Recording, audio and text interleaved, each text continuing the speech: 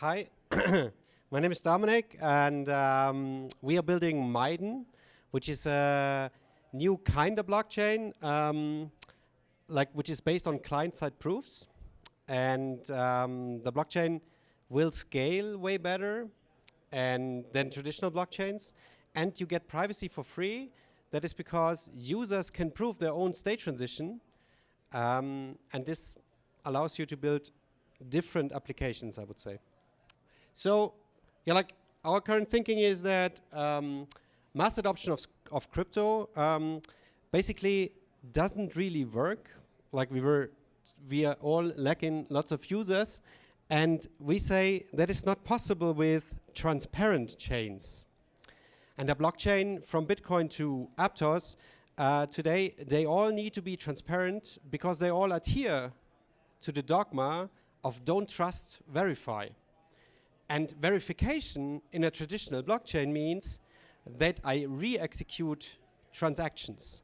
So I need to have all the information about a transaction to be able to re-execute it such that I don't need to trust an external party. And transparent blockchains, they have severe limitations. First, they are limited in scalability. We are happy if EVM chains can scale up to 500 TPS, and we're not talking about latency even, but the problem is that all these blockchains, they verify by re-execution. And re-execution just doesn't scale because it adds an exponential overhead to your state machine. But it also leads to severe state bloat. And this problem isn't discussed much, but eventually we will reach a point where normal nodes cannot keep up with the blockchain state because it's just too big. Because you need to have all the state transparent to be able to verify it, or you need to trust some sort of external party. And the other problem is that we don't have real privacy. Everyone's activity is easily traceable on a blockchain, on a transparent blockchain. And when you know about companies like Chainalysis, they are pretty good in linking on-chain activity to real-world identities. And to me, it would be quite a dystopia if you would live in a world where blockchain has reached mass adoption and everything is transparent as it would be today. I personally wouldn't use it, and I wouldn't want my family to use it. And that's just because everyone just sees everything you do on a blockchain. So for real mass adoption, and I'm talking about retail, but for institutionals, it's even more important, we need a better level of privacy that we get with transparent blockchains and their pseudonymous approach. And the problem is, when you want to add privacy to transparent blockchains, it just always costs way more. It complicates transactions, and when you look at Tornado Cash or any other privacy solutions, maybe even FHE or so, it just makes transactions way more complex and way more costly. So adding privacy to transparent blockchains is just not a good approach. And I think this is what limits us to reach mass adoption eventually.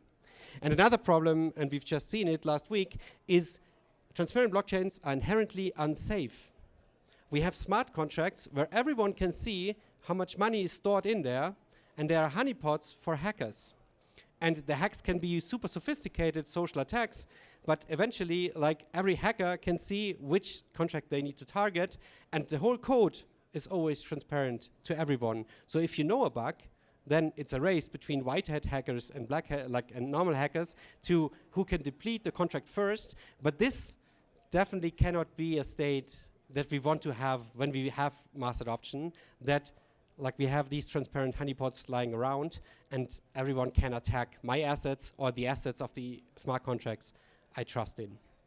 So transparent blockchains, to us, are not the way to go to reach mass adoption. So our solution is to move state and execution to the client side.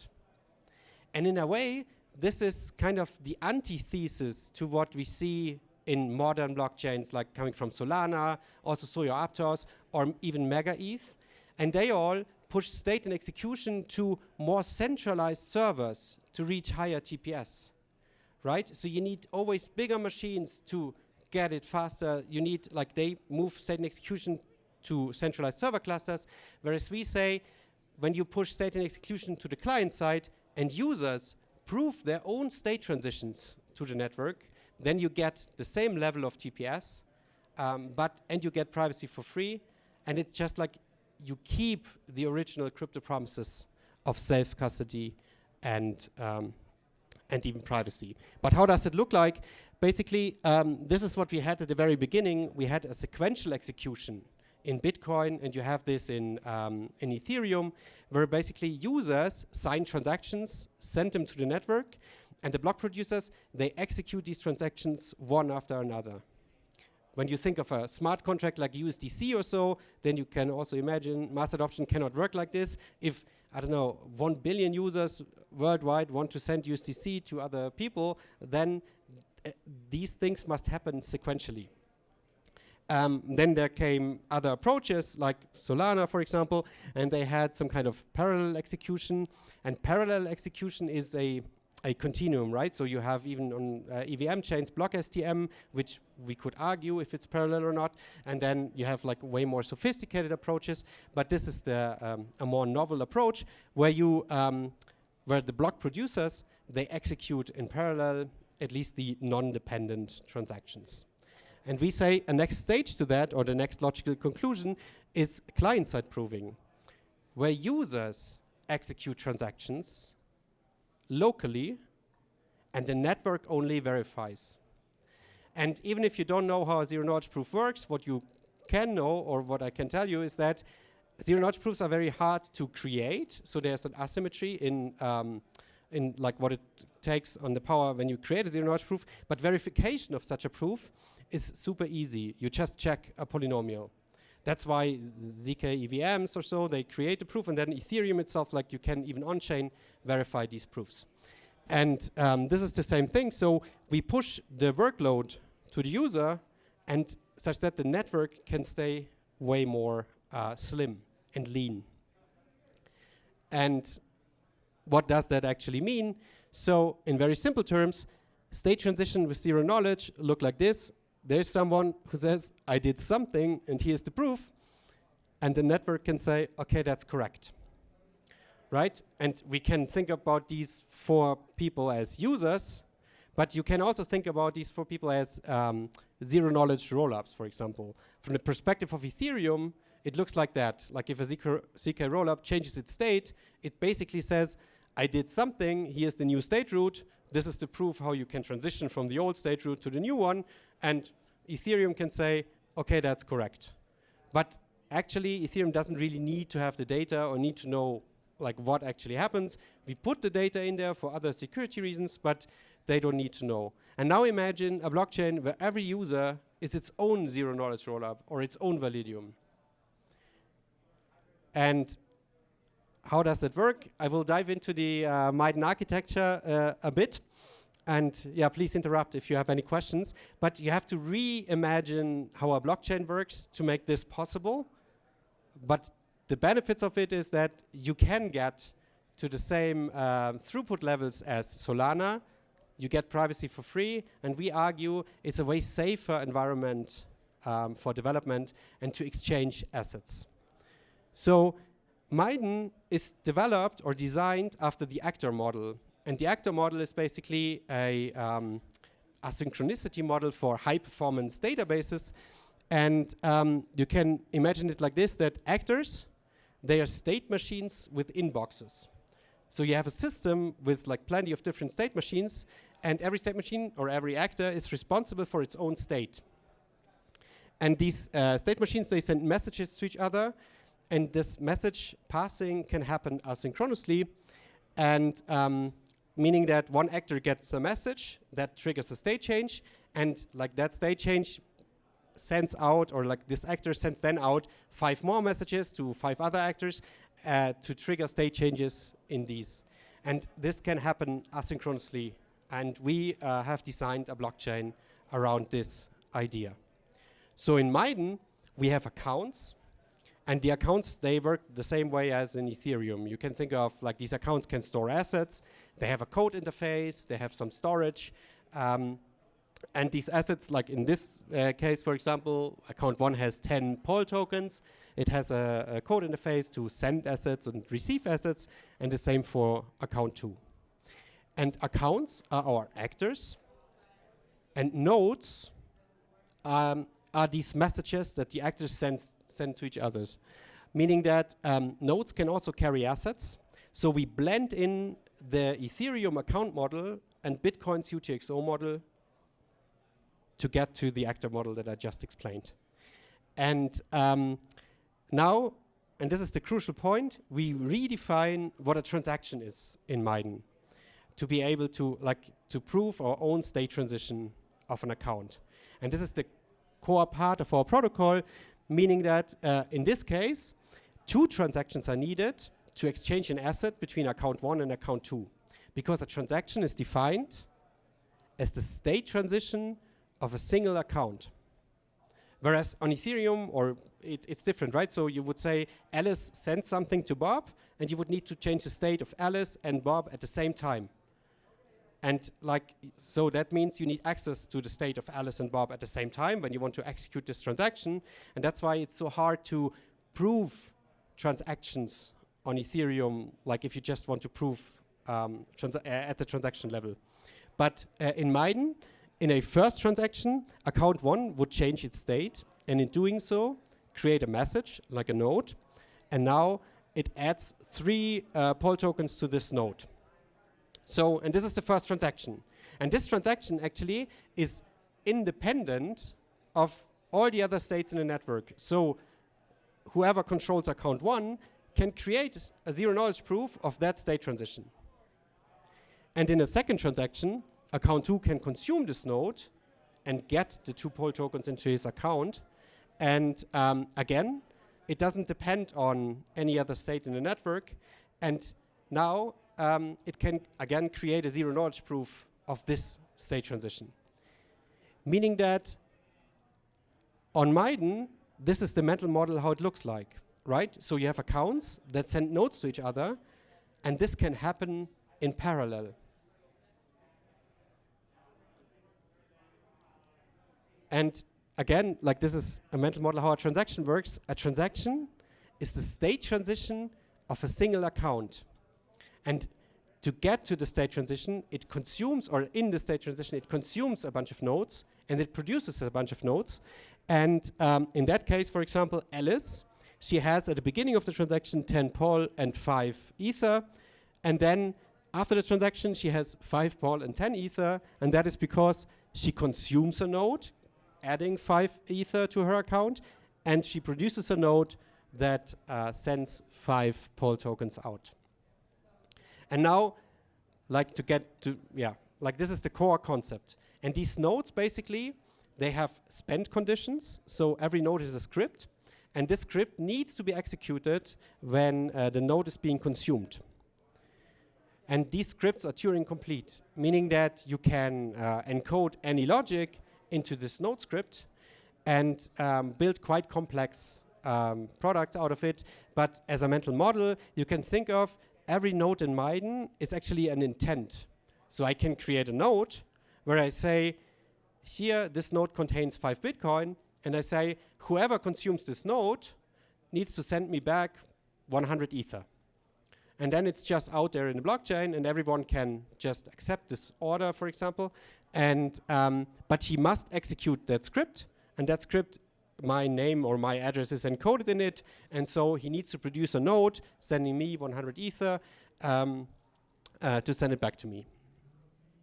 And for every transaction, there's a proof. Like this is another paradigm in Maiden. This is different to ZK EVMs, for example, where you first build a block and then you prove the whole block. But in Maiden, every transaction has a proof. And because these transactions can happen in parallel, and then the network can recursively verify these transactions and batch them together into like smaller proofs and getting even smaller. And then whenever a transaction reaches a block, it is already proven. So this is like on Maiden, you have this, what people say is real-time proving. So when there's a block, every transaction in there is already proven and verified, at least at the L2 level. So we can get into the details here. And what we then have is, outside of these transactions, we also have private and public state. And that means, when you think about it, because every account is actually its own layer 2 or its own validium, all the network needs to know is a commitment to that state.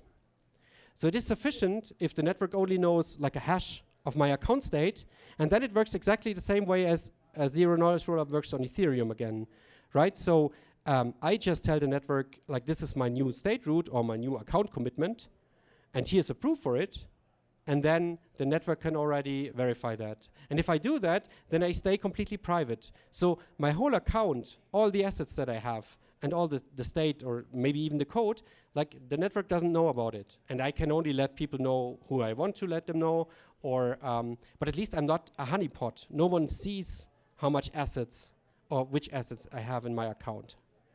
But on the other hand, we have also public shared state, and then it works like on Ethereum. So you can build smart contracts with public shared state.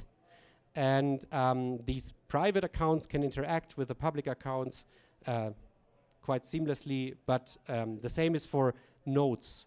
Like, nodes is just like a smaller version of an account actually, and nodes can also be completely private, and then all the network knows is commitment to these nodes.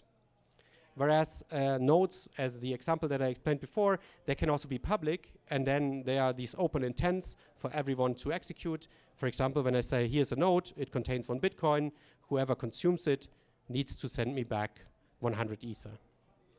And with this mixture of like private and public state and client-side proofs and network transactions, you can build basically, for example, dark pools or more efficient perp markets. Because in one transaction, for example, like I can serve up to 2,000 users at the same time. That is because I can consume 1,000 nodes in my transaction, and my transaction can produce 1,000 nodes. So, for example, a Uniswap contract or so could take 1,000 orders at the same time. The contract itself or the account would sequence these nodes in that transaction, and then serve 1,000 users in that one transaction to serve them back. And so our approach is basically make the state private where you can. And this is important because, like, you can only make state private in the blockchain when you use zero-knowledge proofs at the client level, and keep it public where you need to allow for all the blockchain use cases that we have. Okay, but why is that now how a blockchain should be? Is basically, when I try to explain to my son how a blockchain works, like, a blockchain is basically, like, then I get rid of all these technical aspects, right? So I just tell him it's a system where people can exchange assets. Like, basically, I can give you $5.